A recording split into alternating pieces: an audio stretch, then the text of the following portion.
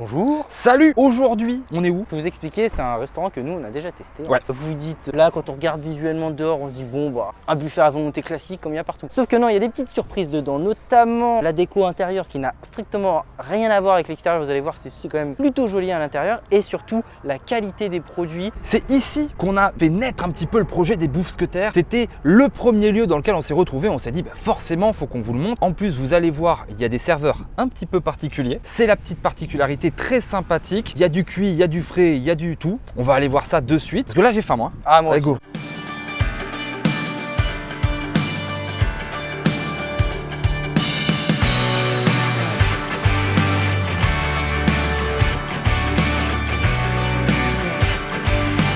Là on est dans le restaurant, on s'est servi en cocktail, on a le petit chat qui est venu nous servir, alors ça vous allez le voir tout de suite en vidéo. Donc moi j'ai pris un coconut. Je suis assez classique. Je prends un mojito. Alors c'est bien servi parce que souvent on connaît, il y a des endroits où tu prends des cocktails et quand tu vois le cocktail arriver, c'est un demi-cocktail. Non là c'est des bons vrai cocktails, c'est un bon verre. Ils ont du goût, ils sont pas mauvais.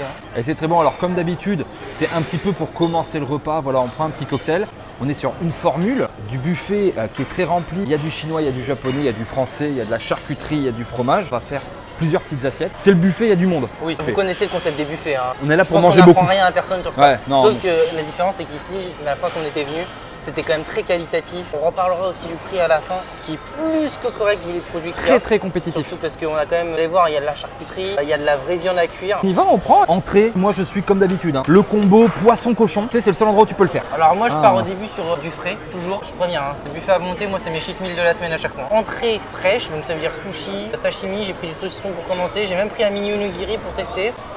Voilà. Alors vous allez voir, hein, les produits sont plutôt bons, mais sont quand même inégaux. Il y a des produits meilleurs que d'autres. Le saucisson est top.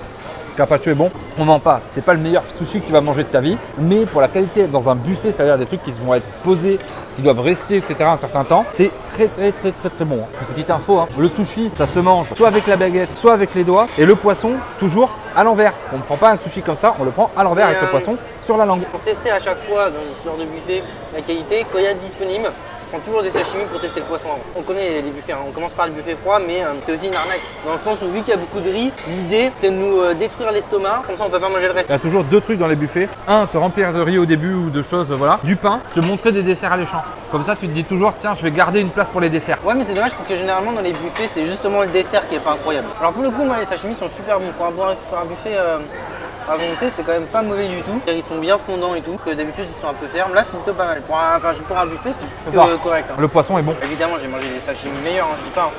Mais pour un buffet, franchement, j'ai jamais vu mieux. Vraiment. Là, déjà c'est meilleur que tous les trucs genre les sushi shops, les trucs comme ça horribles. Ah oui. Aucun rapport. Hein. Une seule team qui existe. Non mais évidemment. La vraie et puis après les autres c'est des impies. Non mais évidemment la vraie c'est la salée. Maintenant c'est ce que je dis. La cuisine en général elle a toujours évolué avec les changements, avec les années. Ouais mais il y a des évolutions, tu sais, on se demande, tu vois, c'est comme dans les X-Men. T'as des gentils, t'as des méchants, tu vois. Pour tout Charles Xavier, t'as un Magneto. Du coup, la pizza à l'ananas, tu vois, c'est une mauvaise évolution. Bah, la sauce sucrée dans les sushis, c'est pareil. Mais tu vois qu'il y a quand même beaucoup d'évolution, il y a beaucoup de produits qui ont bien évolué. Par exemple, les kebabs, ça n'existerait pas, les hamburgers, ça n'existerait pas. Tous ces trucs-là, c'est des produits qui, parce que ça a été déplacé, c'est devenu un produit qu'on mange aujourd'hui couramment. Ça a marché. Ouais, mais par exemple, dans le sandwich, est-ce qu'au final, le meilleur, ça reste pas la base? Ça reste pas un jambon beurre le plus basique? J'adore le jambon beurre, mais j'aime bien manger un kebab, par exemple, qui serait dérivé d'une pita. En fait, le fait qu'une autre culture se réapproprie un autre produit à sa sauce, oui, ça tue l'origine du produit de base, ça je suis d'accord. Par contre, ça crée un nouveau truc qui peut être pas mal. Mais la sauce américaine, c'est souvent le sucre. Oui. Et voilà, on te met du sucre parce que le sucre c'est bon, alors vas-y, tu mets du sucre. Les Japonais, quand ils voient les Américains toucher à leur plat, ils pètent des câbles parce qu'ils sont là, mais pourquoi vous mettez du sucre? Les japonaises qui s'exportent, ça reste plutôt récent. Donc c'est le début de la transformation de la culture japonaise. Mais par contre, une star montante actuellement dans le monde entier, c'est le California Roll. Le California Roll, le sushi, ce serait pas exporté, ça aurait jamais existé ce truc. Hein. Même au Japon, ça commence à faire du californien.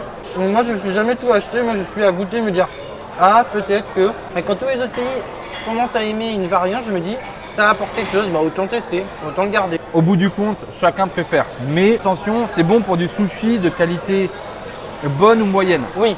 Mais si tu vas chez un grand sushiya au Japon, c'est pas préparé du tout la même chose, c'est quasiment pas le même plat. Tu vois là je teste les deux sont.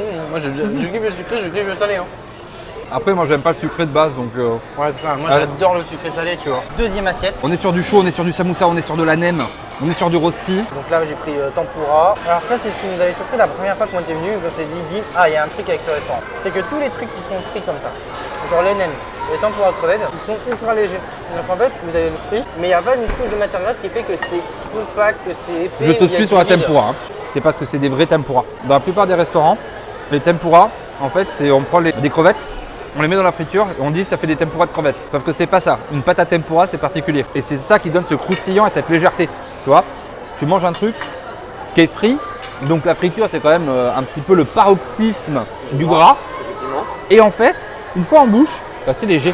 Et c'est ça qui est bon en fait. En fait, c'est la même chose sur les crevettes. Oui. Enfin, sur les nems, pardon. Je vais en goûter un, mais la dernière fois, c'est ça qui m'avait attiré ma curiosité parce que moi j'ai fait beaucoup de restaurants chinois, même non à volonté, tout ça. Et la dernière fois, je m'étais dit que c'est peut-être parmi les meilleurs nems que j'ai mangé de ma vie, mais tout court. C'est-à-dire qu'en fait, la dernière fois que j'ai mangé, justement, c'était très rare d'avoir ces nems pas trop bourratifs sur le côté et d'avoir toute la chair. Alors, je vais retester, ça se trouve, ça a changé. Tu as pris des nems à quoi? Moi j'ai pris bœuf et poulet. J'ai tout pris. T'as tout pris? J'ai testé Un de tout. chaque? Moi, je prends toujours un de chaque. J'ai testé un crevette, un bœuf, un poulet. Vous voyez là on le voit bien. Il y a vraiment beaucoup de chair et très peu de choses sur le côté.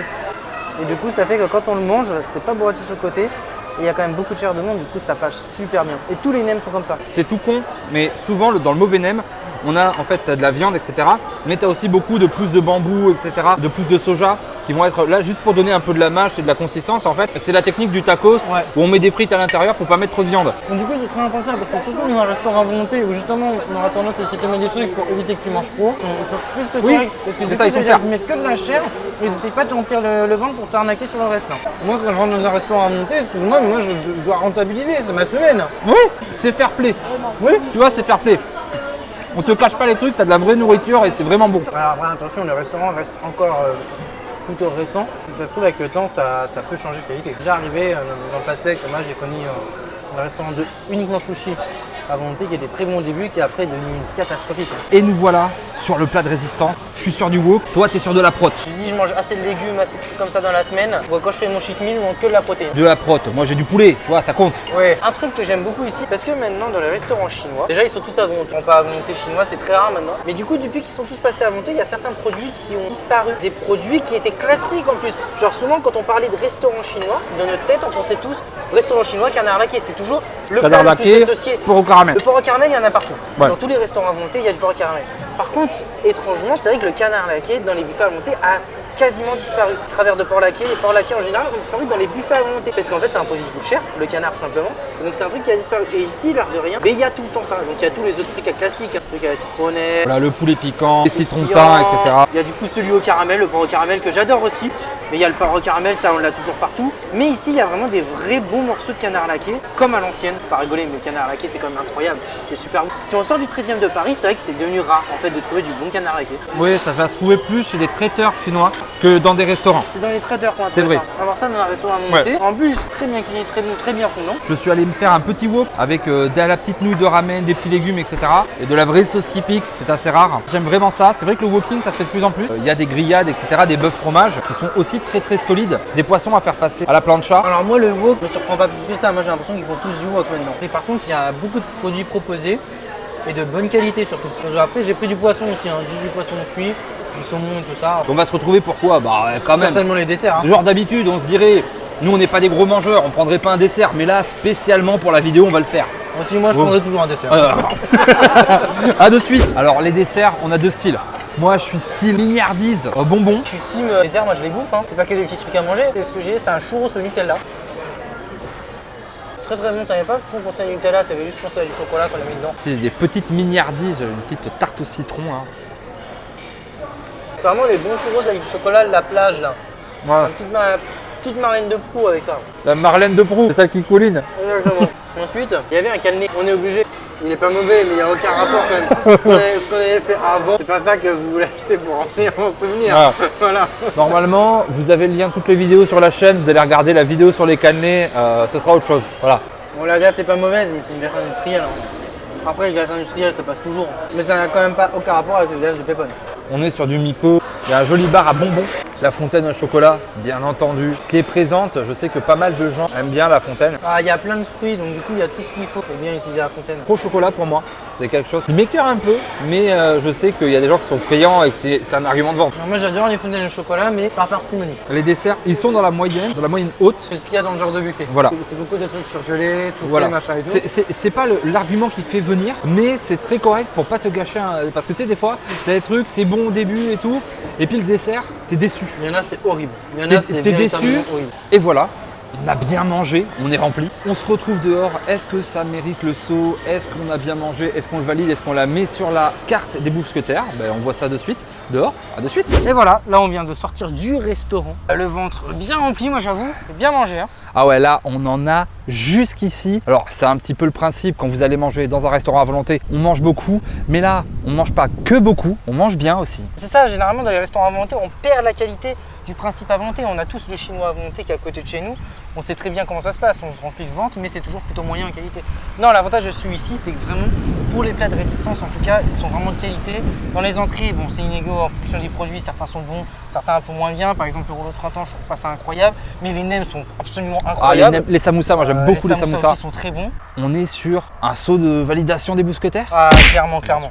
Comme d'habitude, on ne mange pas dans un restaurant à volonté comme dans n'importe quel restaurant. On demande bien entendu une différente manière de faire, mais là en tout cas, vous n'allez pas venir que pour vous remplir et essayer de payer le moins cher possible. Et vous allez aussi apprécier. D'ailleurs, au niveau du prix, on est où? La semaine, le midi, on est dans les 15-16 euros à peu près. Le soir, après, on est à 20 euros. Et là, le week-end, on est à 20 euros. C'est les prix finalement plutôt classiques pour un restaurant buffet à volonté. Sauf qu'en plus, là, on a la qualité. Sachant qu'en plus, là, on est sur un buffet où il y a des fruits de mer. Voilà, donc, il y a du généralement, fruit quand de on a mer, ça, on n'est plus sur cette gamme de prix. il y a des bons fromages, il y a de la charcuterie. On en connaît d'autres, on en fera d'autres qui sont beaucoup plus chers. Là, au niveau du prix, je trouve que c'est vraiment très compétitif. Correct. Ouais, très correct. Il ne nous reste plus qu'une chose à faire, c'est de vous dire de vous abonner, de commenter, de mettre des pouces bleus, etc., de le partager à tout le monde. On lit absolument tous les commentaires. Merci d'ailleurs de vos commentaires, ça nous aide beaucoup pour la suite des vidéos. Les prochaines aventures, c'est dès dimanche prochain. Dans quoi? Nous-mêmes, on ne sait pas encore, mais vous l'aurez, ça c'est sûr.